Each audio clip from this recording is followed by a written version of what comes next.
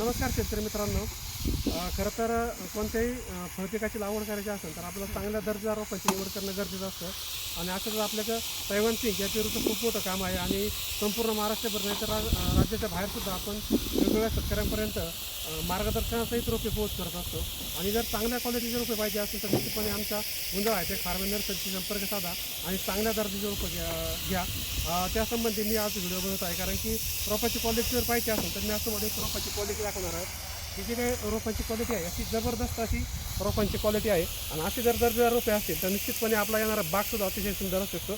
आपण याची रूट कशी असली पाहिजे, कारण की त्यात नेमॅटोड तर नाहीच पाहिजे, पण त्याच्याबरोबर रूट पण खूप महत्त्वाचा विषय आहे. आणि हा रूट जर पाहिले आपण तर ही अशा पद्धतीचे रूट आपल्याला याच्यामध्ये दिसून येते. कुठल्याही प्रकारचा नेमॅटोड नाही आणि रोपांची क्वालिटीसुद्धा एक नंबर आहे.